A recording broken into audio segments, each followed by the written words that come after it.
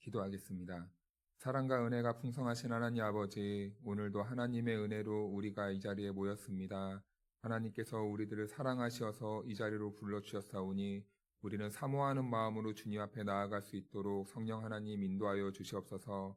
우리가 찬양으로 고백할 때에 우리의 찬양이 진심이 되게 하시고 하나님을 기쁘시게 하는 찬양이 되도록 도와주시옵소서.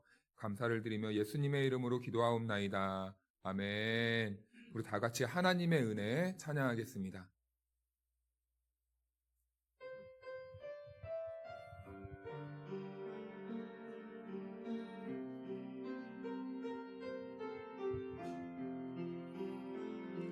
나를 지으신 이가 하나님, 나를 부르신 이가 하나님, 나를 보내신 이도 하나님, 나의 나 된 것은 다 하나님 은혜라. 나의 달려갈 길 다가도록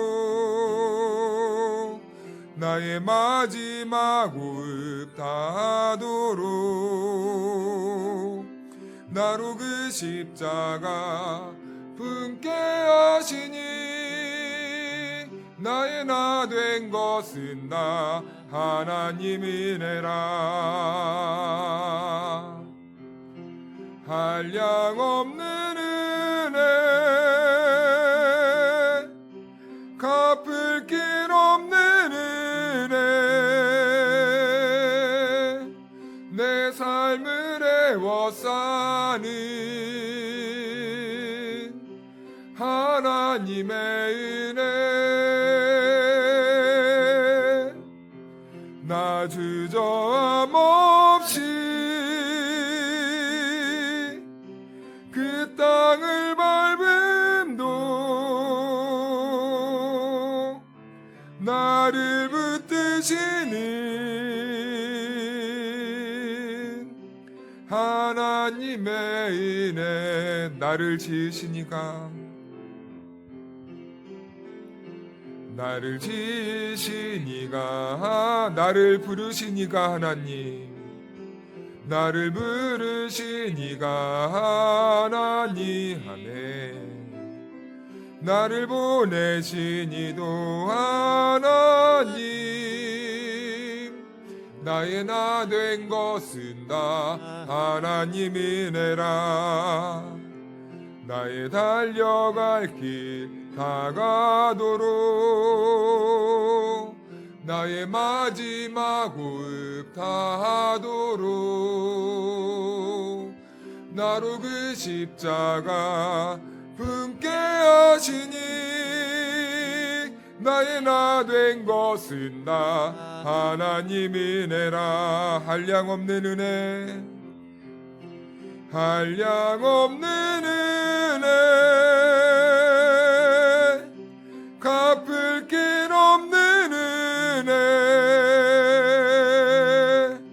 내 삶을 애워싸는 하나님의 은혜 나 주저함 없이 그 땅을 밟음도 나를 붙드시는 하나님의 한량없는 은혜 한량없는 갚을 길 없는 은혜 내 삶을 애워싸는 내 삶을 애워싸는 하나님의 은혜 나 주저함 없이 그 땅을 밟음도 나를 붙드시는 하나 우리 한 번 더 고백할까요? 한량없는 은혜, 한량없는 은혜, 갚을 길 없는 은혜, 내 삶을 애워싸는 하나님의 은혜, 나 주저함 없이 그 땅을 밟음도 나를 붙드시는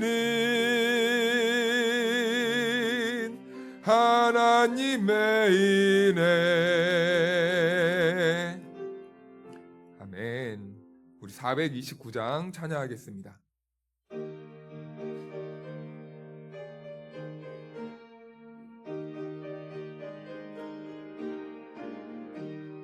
세상 모든 풍파너를 흔들어 악한 마음 낙심하게 될 때에 내려주심 주의 복을 세어라.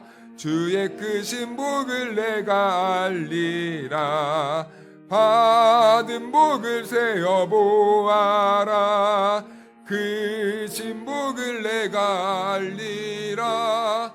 받은 복을 세어보아라. 주의 크신 복을 내가 알리라.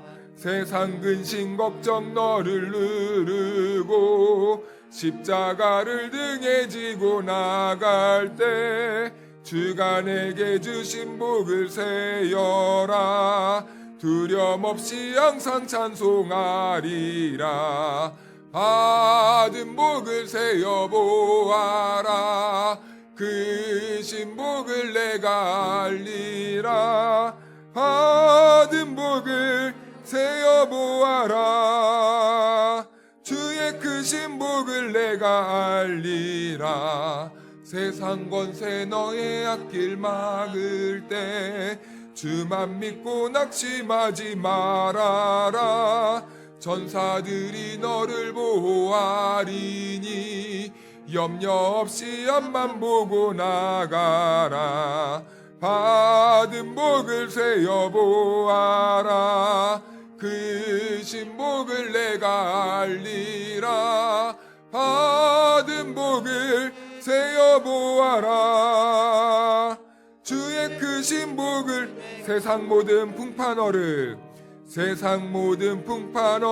흔들어 약한 마음 낙심하게 될 때에 내려주신 복을 세어보아라. 주의 크신 복을 내가 알리라. 받은 복을 세어보아라. 크신 복을 내가 알리라. 받은 복을 세어보아라.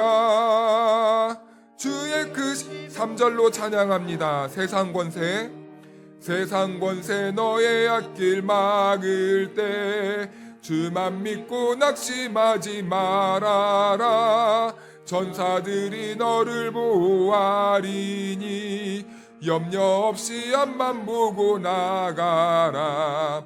받은 복을 세어보아라. 크신 복을 내가 알리라. 받은 복을 세어보아라. 주의 크신 복 받은 복을 세어보아라. 받은 복을 세어보아라. 크신 복을 내가 알리라. 받은 복을 세어보아라. 주의 크신 복을 내가 알리라. 아멘.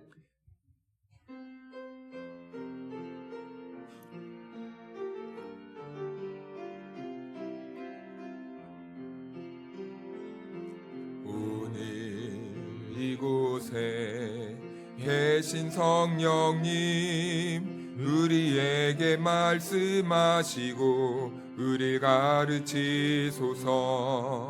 다친 우리 맘 열어주시고 주의 빛으로 밝혀 우리를 인도하 오늘 이곳에 계신 오늘 이곳에 계신 성령님 우리에게 말씀하시고 우리 가르치 닫힌 우리 맘 열어주시고 주의 빛으로 밝혀 우리를 인도하소 주님보다 앞서지 않고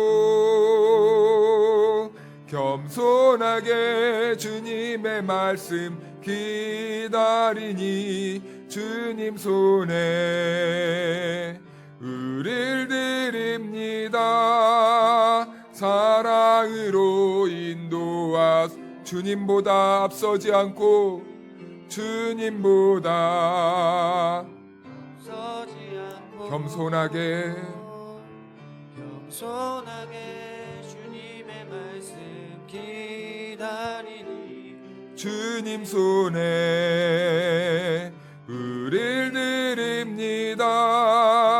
사랑으로 주님보다 앞서지 않고 주님보다 앞서지 않고 겸손하게 주님의 말씀 기다리니 주님 손에 우릴 드립니다. 사랑으로 인도하소서. 우리 시간 다 같이 예배를 위해 기도합시다. 하나님, 이 시간 우리가 겸손하게 주님 앞에 나아가기 원합니다. 내 생각과 내 뜻과 내 모든 계획을 내려놓고 하나님의 음성에 집중하는 시간 되기 원합니다. 하나님, 이 시간 우리들에게 예배해 두신 그 은혜를 충만하게 부어주시옵소서. 우리 같이 예배를 위해 합심해서 기도합니다. 기도하겠습니다. 곧 영원부터 우리 주 그리스도 예수 안에서 예정하신 뜻대로 하신 것이라. 우리가 그 안에서 그를 믿음으로 말미암아 담대함과 확신을 가지고 하나님께 나아감을 얻느니라. 하나님은 영이시니 예배하는 자가 영과 진리로 예배할지니라. 아멘. 인생의 생사화복을 주관하시는 전능하신 하나님 아버지, 이렇게 아름다운 날을 우리에게 허락해 주시니 감사합니다. 가을이 깊어가는 계절에 저희가 주일을 맞이하여 겸허한 마음으로 예배의 자리에 나와 있습니다. 한여름 푸르렀던 나무는 잎을 떨구고 분주하게 살았던 들짐승들은 양식을 모아 다가올 겨울을 준비하고 있습니다. 거룩하신 하나님, 바쁜 일상에 매여 하나님의 뜻을 생각하지 않고 살았던 저희도 이제는 마음을 돌이켜 하나님을 바라보게 하시고 육신의 일을 내려놓고 경건한 삶을 통해 영혼의 추수를 준비하게 하옵소서. 이전보다 더욱 겸손하고 진실한 마음으로 드리는 이 예배를 받아 주시옵소서. 예수님의 이름으로 기원하옵나이다. 아멘. 다 같이 일어나셔서 찬송가 43장 찬송하겠습니다.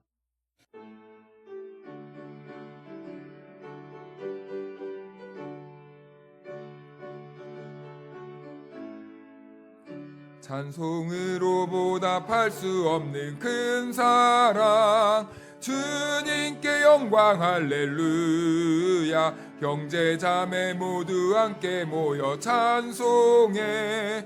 주님께 영광 할렐루야. 하나님의 자녀여 크게 찬송 부르며 밝고 거룩한 길로 기쁨으로 나아가 주의 보좌 앞으로 속히 들어가겠네. 주님께 영광 할렐루야.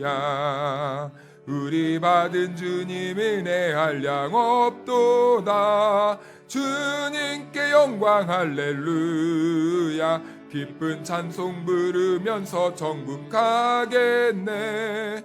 주님께 영광 할렐루야. 하나님의 자녀여 크게 찬송 부르며 밝고 거룩한 길로 기쁨으로 나아가 주의 보좌 앞으로 속히 들어가겠네. 주님께 영광 할렐루야. 잠시 후에 우리 모두 주를 보겠네.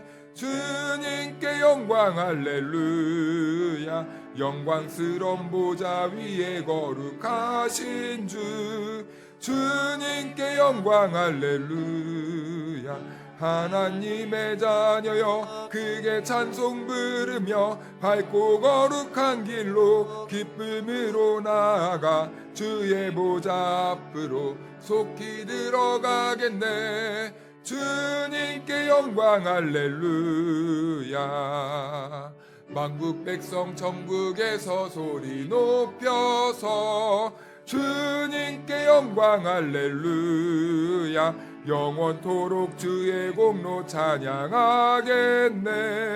주님께 영광 할렐루야. 하나님의 자녀여 크게 찬송 부르며 밝고 거룩한 길로 기쁨으로 나아가 주의 보좌 앞으로 속히 들어가겠네. 주님께 영광 할렐루야. 지존자여 시편근과 비파와 수금으로 여호와께 감사하며 주의 이름을 찬양하고 아침마다 주의 인자하심을 알리며 밤마다 주의 성실하심을 베품이 좋으니이다. 여호와여 주께서 행하신 일로 나를 기쁘게 하셨으니 주의 손이 행하신 일로 말미암아 내가 높이 외치리이다. 의인은 종려나무 같이 번성하며 레바논의 백향목 같이 성장하리로다. 이는 여호와의 집에 심겼으며 우리 하나님의 뜰 안에서 번성하리로다. 그는 늙어도 여전히 결실하며 진액이 풍족하고 빛이 청청하니 여호와의 정직하심과 나의 바위 되심과 그에게는 무리가 없음이 선포되리로다. 아멘. 나는 전능하신 아버지 하나님 천지의 창조주를 믿습니다. 나는 그의 유일하신 아들 우리 주 예수 그리스도를 믿습니다. 그는 성령으로 잉태되어 동정녀 마리아에게서 나시고 본디오 빌라도에게 고난을 받아 십자가에 못 박혀 죽으시고 장사된 지 사흘 만에 죽은 자 가운데서 다시 살아나셨으며 하늘에 오르시어 전능하신 아버지 하나님 우편에 앉아 계시다가 거기로부터 살아있는 자와 죽은 자를 심판하러 오십니다. 나는 성령을 믿으며 거룩한 공교회와 성도의 교제와 죄를 용서받는 것과 몸의 부활과 영생을 믿습니다. 아멘. 자리에 앉으셔서 찬송가 545장 찬양하겠습니다.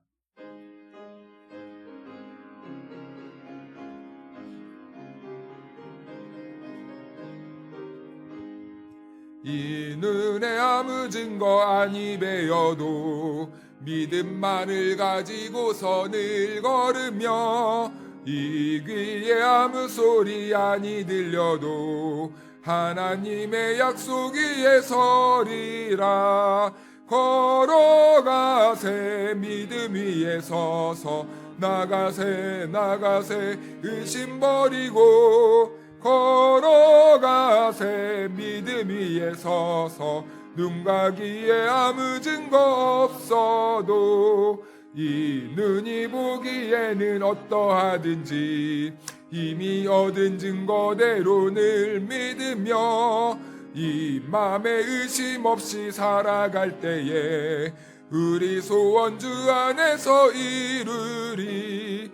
걸어가세 믿음 위에 서서 나가세 나가세 의심 버리고 걸어가세 믿음 위에 서서 눈과 귀에 아무 증거 없어도 주님의 거룩함을 두고 맹세한 주 하나님 아버지는 참 미쁘다. 그 귀한 모든 약속 믿는 자에게 능치 못할 무슨 일이 있을까.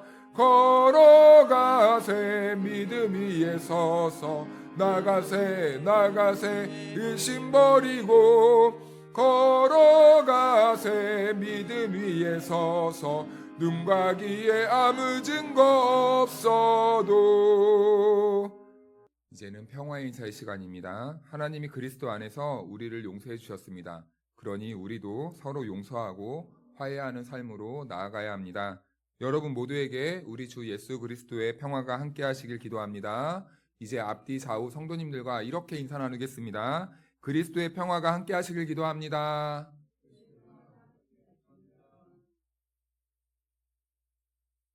우리가 말한 대로 그대로 될 줄로 믿습니다. 이제 다 같이 일어나셔서 봉헌 찬송 1장 찬송하시면서 준비하신 헌금을 하나님께 바치겠습니다.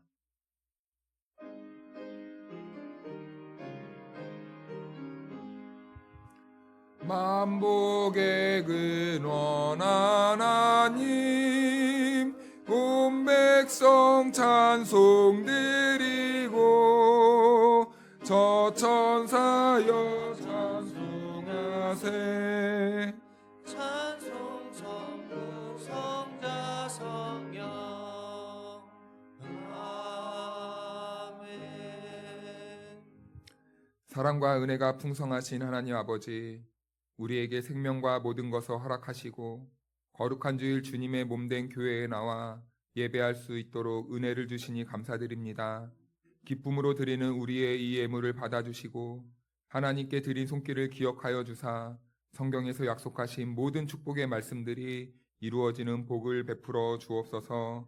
하나님 아버지, 이 시간 간절한 소원을 담아 하나님 앞에 감사 예물로 구별하여 드리는 손길이 있습니다.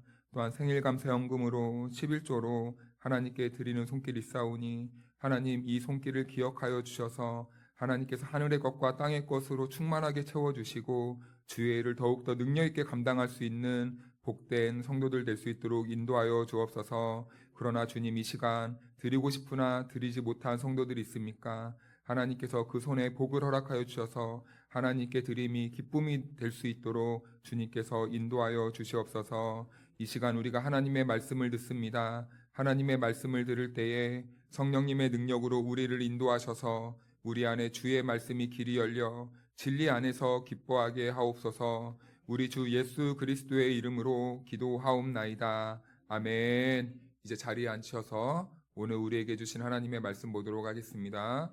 오늘 우리에게 주신 하나님의 말씀은 누가복음 20장 27절에서 40절 말씀입니다. 하나님의 말씀을 제가 봉독하겠습니다. 부활이 없다고 주장하는 사두개인 중 어떤 이들이 와서 물어 이르되, 선생님이여, 모세가 우리에게 써주기를 만일 어떤 사람의 형이 아내를 두고 자식이 없으면 자식이 없이 죽으면 그 동생이 그 아내를 취하여 형을 위하여 상속자를 세울지니라 하였나이다. 그런데 7형제가 있었는데 마지가 아내를 취하였다가 자식이 없이 죽고 그 둘째와 셋째가 그를 취하고 7이 다 그와 같이 자식이 없이 죽고 그 후에 여자도 죽었나이다. 7이 다 그를 아내로 취하였으니 부활 때에 그 중에 누구의 아내가 되리이까? 예수께서 이르시되, 이 세상의 자녀들은 장가도 가고 시집도 가되 저 세상과 및 죽은 자 가운데서 부활함을 얻기에 합당히 여김을 받은 자들은 장가가고 시집가는 일이 없으며 그들은 다시 죽을 수도 없나니 이는 천사와 동등이요 부활의 자녀로서 하나님의 자녀임이라. 죽은 자가 살아난다는 것은 모세도 가시나무 떨기에 관한 글에서 주를 아브라함의 하나님이요 이삭의 하나님이요 야곱의 하나님이시라 칭하였나니 하나님은 죽은 자의 하나님이 아니요 살아있는 자의 하나님이시라. 하나님에게는 모든 사람이 살아있느니라 하시니 서기관 중 어떤 이들이 말하되, 선생님 잘 말씀하셨나이다 하니 그들은 아무것도 감히 더 물을 수 없음이더라.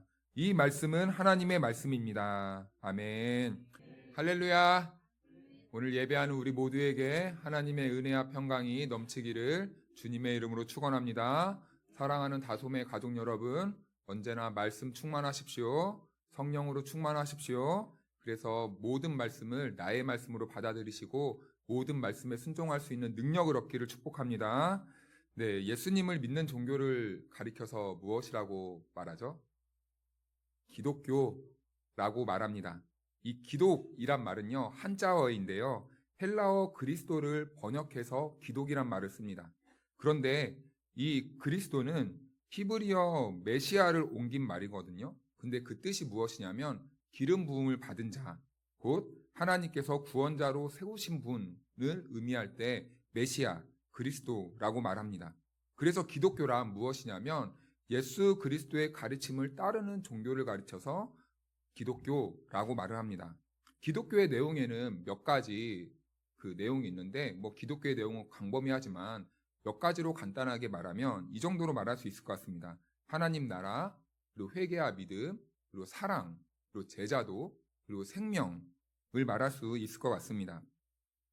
그 중에서도 생명은 단순한 우리가 숨을 쉬는 이 생존에 관련된 문제가 아니라 예수 그리스도를 믿는 자에게 주시는 영원한 생명과 부활의 이 생명을 말합니다. 그러므로 부활을 소망하는 우리는 단지 오늘을 버티기 위해서만 살아가는 존재들은 아닙니다. 영생을 바라보면서 지금부터 부활의 삶을 향해서 믿음의 경주를 하며 사는 사람들이 바로 우리 그리스도인입니다. 오늘 본문의 말씀은요, 그 길을 걸어가야 하는 믿는 성도들에게 우리 주님께서 영적인 교훈을 주시는 내용입니다. 먼저 유대 사회의 지도층은요, 크게 세 무리로 나누어서 말할 수 있습니다. 서기관, 바리새인, 사두개파입니다. 서기관과 바리새인들은요, 역할은 조금 다르지만 그 신학과 신앙의 결은요, 매우 같았습니다. 그런데 사두개인은 그들과 신학의 차이가 있었습니다. 대표적으로 부활에 관한 입장인데요. 먼저 서기관과 바리새인들은요, 부활은 있다고 믿었습니다. 그런데요, 사두개인들은 부활은 없다라고 이렇게 생각했습니다. 그래서 사두개인들은 현세적인 삶을 살았습니다. 왜냐하면 죽음 이후의 삶이 없기 때문에 이 세상에서의 삶을 매우 집중하며 살았습니다. 그래서 그들은요, 이 세상에서 어떻게 하면 잘 살고 잘 먹고 살아갈 수 있을지 거기에 맞춰져 있었습니다. 그래서 그들은 친로마 성향을 보였습니다. 그래야 권력과 부를 얻을 수 있었기 때문에 최대한 이 로마 정부의 입장에 잘 합력했습니다. 그렇기 때문에 유대 사회에서 모든 중요한 요직은 사두개인들이 다 맡고 있었습니다. 이러한 배경에서 바리새인과 서기관들은요, 그리고 사두개파와 로마 정부는 서로 이 갈등 관계에 있었다는 것이죠. 바리새파와 서기관들은 한 무리 그룹을 이루었고, 그리고 사두개파와 로마 정부가 한 그룹을 이루어서 서로 갈등의 골이 매우 깊었다는 겁니다. 오늘 본문은요, 사두개인의 이 질문으로 시작합니다. 27절 말씀을 보니까요, 이렇게 시작하고 있습니다. 부활이 없다고 주장하는 사두개인 중 어떤 이들이 와서 물어 이르되, 선생님이여, 모세가 우리에게 써주기를 만일 어떤 사람의 형이 아내를 두고 자식이 없이 죽으면 그 동생이 그 아내를 취하여 형을 위하여 상속자를 세울지니라 하였나이다. 예수님을 사두개인은 선생님이라고 이렇게 부릅니다. 사두개인들이 예수님을 하나님의 아들 메시아로 이해하지 않고 있었다는 거죠. 그들은 단순히 예수님을 바라볼 때 영적인 지도자나 또는 율법 교사 정도로만 이해했습니다. 그래서 사두개인은 예수님을 부를 때 선생님이란 이런 호칭을 사용하는 것이죠. 사두개인들의 선생님이라는 호칭은 꼭 오늘날 거리두기 신앙생활을 하는 성도들의 모습과 매우 흡사합니다. 사두개인들은 예수님을 부정하거나 대립하지만 동시에 완전히 적대하지도 않았습니다. 즉, 하나님 앞에서 공손해 보이지만 믿지 않는 태도를 보이고 있는 것입니다. 나아가 지적 예의는 갖추고 있지만 영적 순종은 거부하는 신앙의 전형적인 모습이 이 사두개인들의 신앙생활이었습니다. 이처럼 예수님을 존중하지만 믿지 않는 태도는 사두개인만의 문제는 아닙니다. 어쩌면 우리 신앙도 그들과 매우 닮아 있을 수도 있다는 것이죠. 예수님을 따르기보다는 예수님을 배워두는 데 멈춰 있을 때가 있습니다. 예수님을 살아계신 하나님의 아들로 보는 눈이 열리지 않는 신자들의 특징인 것이죠. 그러나 성경은 우리에게 분명히 말씀해주고 있습니다. 예수님은 살아계신 하나님의 아들이시다. 이 고백은요, 우리의 지식이 아니라 성도들의 믿음의 고백이 되어야 하는 것입니다. 우리의 입술에만 머물던 그 선생님이 이제는 우리의 마음속에서 주님으로 바뀌어야 한다는 것이죠. 그 고백 위에 성도의 진짜 믿음이 점점 세워져 나가게 되는 것입니다. 그리고 사두개인은 또 이렇게 말합니다. 모세가 우리에게 써주기를, 이렇게 말을 하고 있습니다. 사두개인들의 특이한 점이 발견되죠. 하나님의 말씀을 모세가 써주었다라고 이렇게 말합니다. 그들은 하나님의 율법의 책도 아니고 선지자의 글도 아니고 모세가 써주었다라고 표현합니다. 그 이유는요, 사두개인들의 성경관 때문입니다. 사두개인들은 성경을 이해할 때 모든 성경을 하나님의 말씀으로 이해하지 않고 모세 오경, 즉 창세기, 출애굽기, 레위기, 민수기, 신명기, 이 모세 오경만 하나님의 말씀이라고 믿었습니다.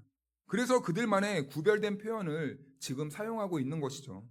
하나님은요, 우리들에게 구약과 신약이라는 하나님의 말씀을 주셨습니다. 여기에서요, 무엇을 더 더한다거나 빼는 시도는 있어서는 안 됩니다. 그리고 주변에 이런 가르침을 하려는 사람들이 있으면 우리는 등을 돌리고 반드시 도망가야 합니다. 특별히 성경이 더 있다라는 것을 주장하는 태도입니다. 그리고 성경 외에 다른 것을 더 믿어야 한다거나 아니면 구약만 믿어야 한다든지 아니면은 구약을 빼고 신약만 믿어야 한다든지. 또 요즘은 어떤 사람들이 있습니까? 신사도주의 사람들은요, 특별한 계시를 또 다르게 받아들여야 한다라고 이렇게 말을 합니다. 그래서요, 우리는요, 늘 조심해야 합니다. 하나님의 말씀을 내 입맛대로 골라서 들으려고 하고 내 생각과 내 감정대로만 하나님의 말씀을 믿으려고 하고 그리고 내 생각과 내 뜻대로 하나님의 말씀을 이해하고 적용하려고만 한다면 우리도 사두개인과 같은 길을 걷고 있는 것입니다. 우리는 성경의 모든 말씀을 하나님의 말씀으로 인정하고 받아들이는 그 믿음이 있어야 한다는 것이죠. 사랑하는 여러분, 모든 성경은 하나님의 말씀이신 줄로 믿습니까?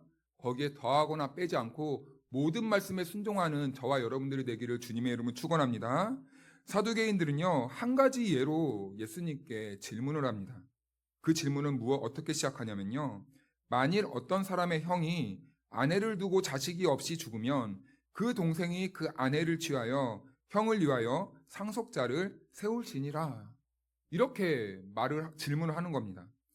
이 말을 하는 이유는요, 유대 사회에는 계대 혼인법이라는 것이 있었거든요. 이 법은 하나의 제도였는데 어떤 제도였냐면 형이 결혼을 했어요. 그런데 아이가 없이 형수만 남기고 형이 먼저 죽게 되는 것입니다. 그러면 형의 대는 끊어지게 되는 거예요.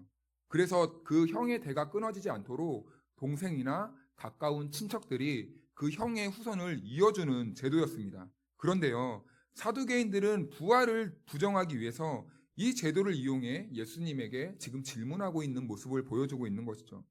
이렇게 시작합니다. 칠형제가 있었다는 거예요. 첫째가 결혼을 했습니다. 그런데 그만 아이가 없이 죽게 되었습니다.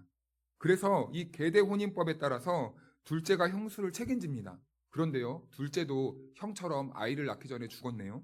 그래서 셋째부터 일곱째까지 형수에게 아이를 낳아주려고 했지만 다 죽었다는 것입니다. 그런데 만약 부활이 있다면, 이렇게 말하는 이유는 이 사두개인들은 부활이 없다는 것을 이제 믿고 있었고 그것을 이제 설득하기 위해서 말하는 거겠죠.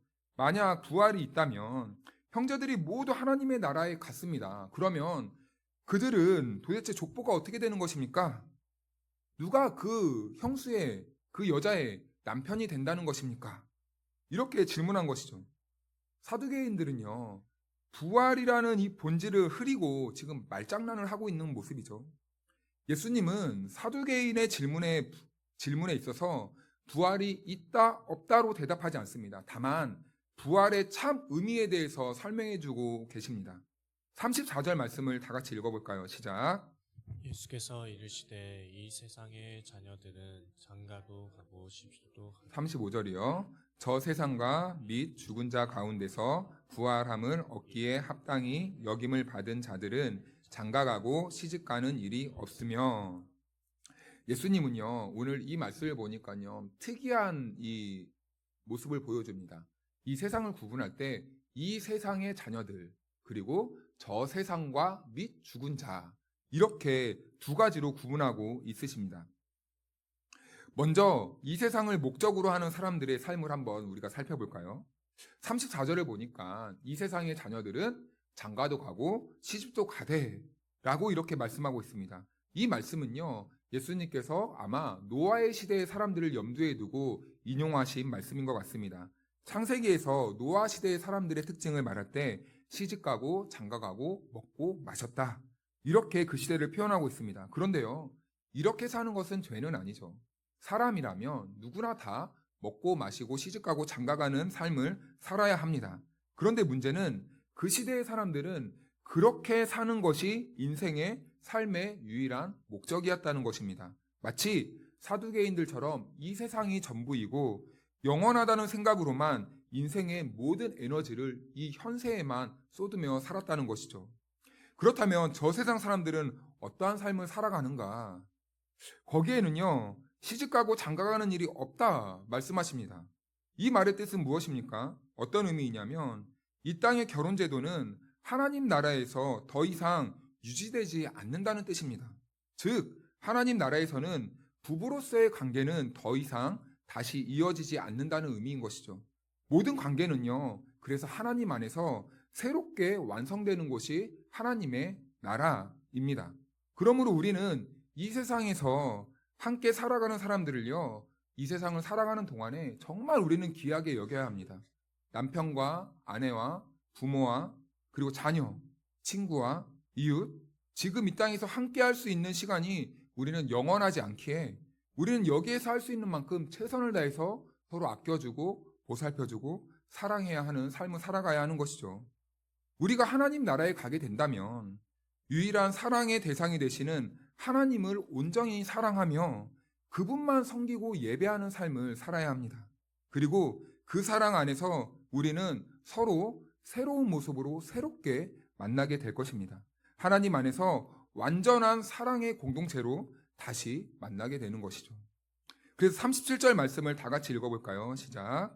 죽은 자가 살아난다는 것은 모세도 가시나무 떨기에 관한 글에서 주를 아브라함의 하나님이요 이삭의 하나님이요 야곱의 하나님이시라 칭하였나니, 사두개인들은 부활이 없다는 것을 증명하기 위해 모세의 글을 인용해서 예수님께 질문을 했었죠. 그래서 예수님께서도 모세의 글을 인용해서, 특히 출애굽기를 인용해서 그 사두개인의 질문에 대답을 하고 있는 모습입니다. 그 글에서 모세는 아브라함과 이삭과 야곱을 지금도 그들과 함께하는 하나님으로 묘사하고 있습니다. 이 말씀은요, 그들이 지금 무덤 속에 있는 존재가 아니라 지금도 하나님 안에서 여전히 살아있다라는 것을 예수님께서 말씀해주고 있는 것입니다. 이렇듯 하나님은요, 죽은 자의 하나님이 아니라 살아있는 자의 하나님이시다라는 것을 사두개인들에게 말씀해주고 있는 것이죠. 그러므로 예수님의 이 말씀을 통해서 지금 예수님은 사두개인들에게 부활의 실제는 존재한다라는 것을 말씀해줍니다. 예수님이 이렇게 논박을 하자 40절 말씀을 보니까 사두개인들의 이 반응이 나타나고 있습니다. 같이 한번 읽어볼까요? 시작. 그들은 아무것도 감히 더 물을 수 없음이더라. 아멘. 네. 그런데요, 오늘 본문은요, 사실은 여기에 주안점을 두고 있는 것이 아닙니다. 39절 말씀을 보면요, 이 과정을 통해서 이 서기관들의 반응이 나타나거든요. 우리 39절 말씀을 한번 읽어볼까요? 시작. 서기관 중 어떤 이들이 말하되 선생님 잘 말씀하셨나이다 하니, 네, 사두개인들이 예수님의 반박에 꼼짝하지 못하자 이 서기관이 예수님이 하는 말씀을 보고, 그리고 사두개인들이 이 교리적으로 당하는 것을 보고 고소해야 하는 것입니다. 그러면서 이렇게 꼭 말하는 것이죠. 선생님이 하는 말이 100번이고 1000번이고 10,000번이고 옳습니다. 이렇게 동의해주고 있습니다. 그런데 이럴 때 만약 저 같으면은 그 서기관에게 이렇게 말해줬을 것 같아요. 너도 그렇게 생각했니? 나도 그렇게 생각한다. 좋은 믿음을 가지고 있었구나. 잘했다. 이렇게 칭찬해줄 법도 한데 예수님은 이 서기관들에게 일침을 날리십니다. 오늘 읽지 않았지만 45절부터 한번 말씀을 읽어볼까요? 모든 백성이 들을 때에 예수께서 그 제자들에게 이르시되 긴 옷을 입고 다니는 것을 원하며 시장에서 문안받는 것과 회당의 높은 자리와 잔치의 윗자리를 좋아하는 서기관들을 상가라. 47절 읽어볼까요? 시작. 그들은 과부의 가산을 삼키며 외식으로 길게 기도하니 그들이 더 엄중한 심판을 받으리라 하시니라. 네, 예수님은 부활이 있다고 말하는 서기관들을 지금 비판하고 있습니다. 그리고 어쩌면 사두개인보다 더 심한 독설을 하십니다. 이 서기관들은 과부의 가선을 빼앗는 자들이고 외식으로 길게 기도하고 그리고 높은 자리를 좋아하고 칭찬받는 삶을 즐겼다. 이렇게 말합니다. 그래서 그들은 더 큰 심판을 받게 된다고 말씀하십니다. 이건 누구와 비교하는 걸까요? 부활이 없다고 말하는 사두개인들과 비교하는 말씀입니다. 너네들은 부활이 있다고 말하는데 너네들이 더 큰 심판을 받을 거야. 이렇게 말을 하는 것이죠. 그렇다면 예수님께서는 부활을 믿고 인정하는 이 서기관들에게 왜 이런 독설을 하셨을까? 우리는 생각해 볼 수 있겠죠. 사두개인들은요, 부활이 없다고 믿고 이 세상을 살았습니다. 하지만 서기관들은 어땠습니까? 하나님 나라, 이 부활이 있다고 믿었음에도 불구하고 이 세상을 바라보며 살았던 사람들입니다. 그렇다면 여러분, 그 현세를 아무것도 모르고 현세를 산 사람과 부활을 믿고 알고 현세를 산 사람 중에 더 누가 나쁩니까? 부활이 있다고 믿고 현세를 사람들은요, 의도적으로 그렇게 자기가 살았던 것이죠. 그러니까 알고 현세를 산 사람이 더 나쁜 사람들이죠. 알면서도 이 땅을 바라보며 사는 사람들이 더 나쁜 사람들입니다. 그래서 예수님은요, 부활을 알면서도 현세를 살아가는 그 서기관들을 질책하고 비난하고 비판한 것이죠. 그런데 서기관과 같은 사람들이요, 교회 안에도 있다는 것이 문제가 됩니다. 교회 안에서 부활에 대한 교리와 설교를 듣다 보면요, 자연스럽게 나도 모르게 지식으로 쌓여지고 내 입술로 고백하는 경우가 있습니다. 하지만 실제 삶에서는요, 부활을 목적으로 살지 않고 현세를 목적으로 살아가게 된다는 것이죠. 하지만 하나님의 나라를 바라보며 사는 사람들은요, 비록 이 세상에서 내 집 하나 없어도 하나님 나라에서 누릴 영광을 기대하고 하나님 나라를 소망하면서 믿음으로 살아가게 되는 것입니다. 잠시 부활을 믿지 않는 세상의 이야기를 조금 해볼까 합니다. 몇 년 전만 해도 우리 국민들의 자산의 80% 정도가요, 어디에 사용되고 있는지 아십니까? 부동산 투기와 투자에 집중되고 있었다고 합니다. 자본주의 사회에서 자신의 것으로 이익을 얻는 행위를 비판할 사람은 없습니다. 이것은 자연스러운 모습입니다. 하지만 그리스도인은 이러한 시대의 흐름 속에서 반드시 하나님 나라의 시각으로 세상을 바라볼 수 있어야 하는 그 책임이 있다는 것이죠. 한쪽 그룹에서 많은 부를 쌓으며 환호하는 사이에 다른 그룹에서는 비통과 자괴감과 통곡이 들리는 어두운 측면을 우리 그리스도인들은 볼 수 있어야 된다는 겁니다. 투자한 집의 가격이 급격히 올라서 기뻐하는 사람들 눈에는 상승한 집값으로 삶이 무너지고 가슴이 무너지는 사람들의 비통함이 보일 리가 없다는 것이죠. 그렇다면 그것을 모른다고 해서 모든 책임이 우리 그리스도인들에게 사라지게 되는 것일까요?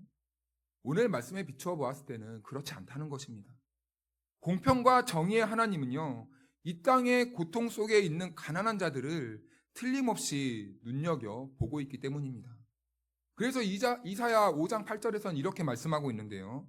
우리 다 같이 하나님의 말씀을 읽어볼까요? 시작. 가옥에 가옥을 이으며 전토에 전토를 더하여 빈틈이 없도록 하고 이 땅 가운데서 홀로 거주하려 하는 자들은 화 있을 진저. 아멘. 집과 땅을 계속 사들여 다른 사람들이 살 공간을 남기지 않고 혼자 살려고 하는 사람들에게는 화가 있을 것이라고 말씀하는 겁니다. 즉 인간의 탐욕은요, 고대 사회나 그리고 지금도 변하지 않고 있다는 것을 성경과 이 시대를 바라보면서 우리가 알 수 있는 것이죠. 아담과 하와는요, 에덴 동산에서 모든 공간을 다 넉넉히 누릴 수 있었습니다. 다 누릴 수 있었던 것이죠. 하지만 그들에게는요, 에덴 동산만으로는 부족하다는 것을 느꼈습니다. 왜 그렇게 그들은 부족함을 느꼈을까요? 그들 안에 있는 탐욕이 그들을 부족하게 만들었습니다. 탐욕은 언제나 하나님의 공의와 정의를 가리는 어둠입니다. 그리고 그 악순환을 끌어낼 수 있는 유일한 길은 우리 그리스도인만이라도 세상의 탐욕에 빠지지 않고 하나님만으로 만족하는 믿음으로 살아가야 하는 것이죠. 세상과의 일부 그리스도인들은요, 이런 시대의 흐름으로 떠밀려 가고 있지만 우리 다송교회는 그렇지 않아서 저는 참 감사합니다. 왜냐하면 우리 교회의 특징을 보니까요, 작은 것이 있어도요, 나눠요. 작은 것이 있어도 어떻게 하면 공평하게 나눌까 고민하고 나누는 모습을 보여줍니다. 그리고 우리 교회의 특징을 보니까 서로의 연약함을 채워주기 위한 모습이 항상 보입니다. 이 모습을 볼 때면 얼마나 아름답고 감사한지 모릅니다. 그런데 이 아름다운 하나님의 나라의 가치가 계속해서 이어지기 위해서는 우리 안에 있는 작은 탐욕들이 틈차지 못하도록 우리도 늘 깨어 있어야 하고 그것들을 늘 경계해야 한다는 것이죠. 교회 안에서는요, 여러 가지 모양으로 탐욕의 모습이 드러납니다. 몇 가지 예시를 나누면서 우리 교회가 하나님이 꿈꾸는 교회의 모습에 가까워지는 은혜를 함께 나누고자 합니다. 첫 번째는요, 물질적 탐욕을 우리 교회는 늘 경계해야 합니다. 교회 재정을 개인의 명예나 영향력의 수단으로 사용하는 것입니다. 즉, 자기 사역을 위해 은연중에 재정을 이끌어 드리려고 하는 것입니다. 자기 가족이 하는 사업이나 이런 것들을 은근히 이용해서 교회 자본이 흘러가도록 하는 것입니다. 헌금이 하나님께 드리는 예배의 행위가 아니라 어떤 결과를 얻기 위한 투자로 바뀔 때 이미 탐욕이 그 마음에 자리를 잡게 되는 것이죠. 그리고 두 번째는요, 교회는요, 권력적 탐욕을 경계해야 합니다. 직분을 섬김이 아니라 지위로 이해하는 것입니다. 그런 인식 때문에 하나님의 뜻보다 내 뜻을 타인에게 관철시키려는 모습이 계속해서 교회에 나타날 때가 있습니다. 그러다 보면 교회는요, 경쟁과 분열로 이어지게 되는 것입니다. 왜 그렇습니까? 내 뜻이 옳다는 것을 관철시키려면요, 결국엔 내 뜻과 다른 생각들이 나오게 될 수밖에 없습니다. 그런데 그것을 계속 주입하려다 보면은 교회는 결국엔 경쟁하게 되고 그 경쟁으로 분열을 일으키게 될 수 있다는 것이죠. 그리고 세 번째는 교회 안에서는요, 인정 욕구를 항상 경계해야 합니다. 교회 안에서 사람들에게 칭찬을 갈망하는 신앙을 말합니다. 교회 안에서 봉사하는 모든 봉사의 목적이 하나님께 영광이 아니라 사람의 시선에 집중될 때 신앙은요, 중심을 잃게 되는 것입니다. 예를 들면 주보에 이름이 빠져서 서운해 한다거나 어떤 일을 할 때 드러나지 않으면 그 사역에서 동기를 잃어버릴 때입니다. 그리고 무슨 행사를 하거나 소식을 알릴 때 자신의 활동을 강조하고 싶어하는 그러한 모습을 바라는 것이죠. 그리고 네 번째는 영적인 탐욕을 경계해야 합니다. 은혜조차 자신의 소유물로 만들려 한다는 것입니다. 이런 사람들의 특징은 무엇입니까? 말씀과 은혜를 경험으로만 축적하면서 실제 삶으로는 순종하지 않는 삶을 살아가는 것입니다. 그러면서 자신이 얼마나 은혜를 받고 있는지 그것들을 성도들에게 자랑하고 나열하면서 영적 우월감을 가지는 것이죠. 마지막 다섯째는 집단적인 욕구를 경계해야 합니다. 복음의 본질보다 성장과 확장에만 교회가 몰두하는 것입니다. 교회의 목적이 영혼 구원임을 잊을 때 공동체는 이미 세상의 성공 논리에 빠지게 되는 것이죠. 그래서 탐욕의 반대는 나눔이 아닙니다. 하나님으로 만족하는 믿음입니다. 하나님으로 만족하는 사람은요, 세상의 그 어떤 것에도 매이지 않게 됩니다. 그 유일한 동기와 근거는 이 세상이 아닌 저 세상을 바라보는 삶을 살기를 열망하고 소망할 때 실현될 수 있는 신앙의 모습인 것이죠. 세상은 지금도 우리들에게 더 많이, 그리고 더 크게, 더 높이 외칩니다. 그런데 하나님 나라의 원리는 무엇입니까? 더 나누고, 더 낮아지고, 더 순종하는 것입니다. 우리가 부활을 믿는다는 것은 바로 이 세상의 원리와 다른 길을 걷겠다는 믿음의 선언인 것입니다. 그 길은 때로 좁고 외로워 보이지만 그 길 끝에는 누가 계십니까? 주님께서 약속하신 영원한 생명이 기다리고 있는 것이죠.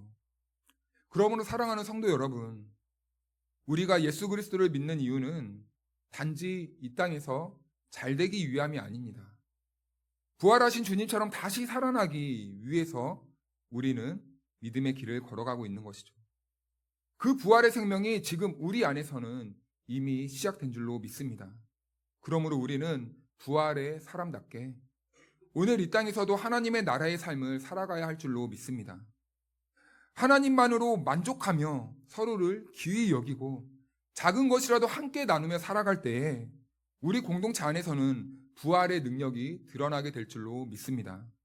그래서 요한복음에서는 주님은 오늘 우리들에게 이렇게 말씀하십니다. 우리 요한복음 말씀을 다 같이 한번 읽어보겠습니다. 시작. 예수께서 이르시되 나는 부활이요 생명이니 나를 믿는 자는 죽어도 살겠고 무릇 살아서 나를 믿는 자는 영원히 죽지 아니하리니 이것을 내가 믿느냐. 아멘. 사랑하는 성도 여러분, 주님의 약속을 붙잡고 현세의 탐욕을 이기고 영생의 소망을 바라보면서 믿음의 경주를 끝까지 달려가는 부활의 성도들이 되시기를 주님의 이름으로 축원합니다.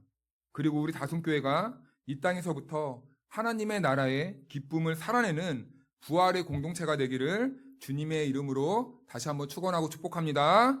우리 다 같이 일어나서 찬송하겠습니다.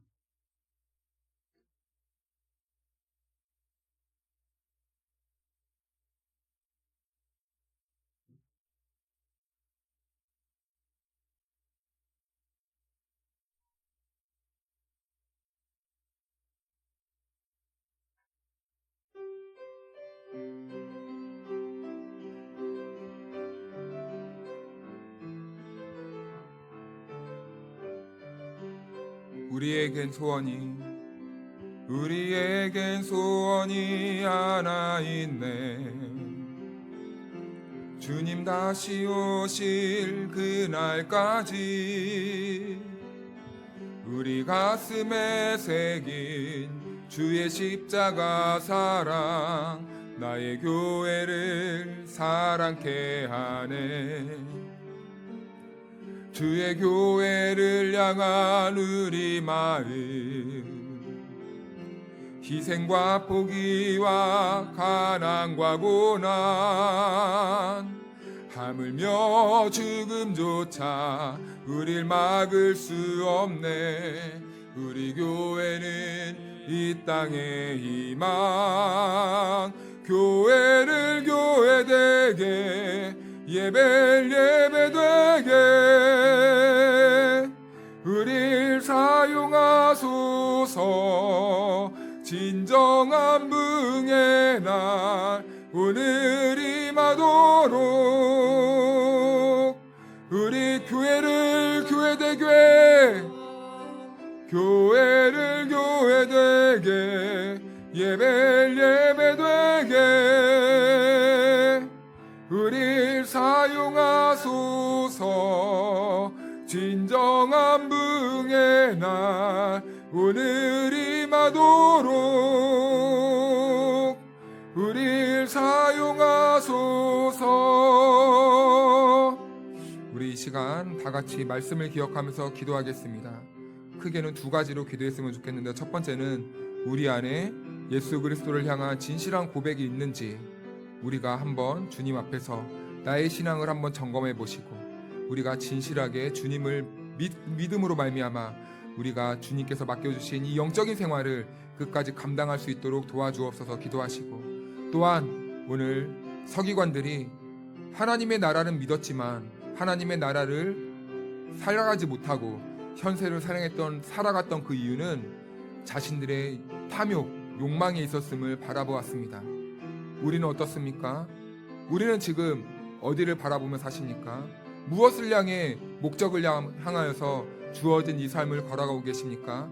우리가 이 시간 하나님 앞에서 나의 모습을 정직하게 돌아보면서 회개할 심령이 있다면 회개하시고 결단이 일어난다면 결단하시고 다시 한번 힘을 내어서 하나님의 그 영적인 힘을 받기 원하신다면 우리가 하나님께 도움의 손길을 구하는 이 시간 되었으면 좋겠습니다.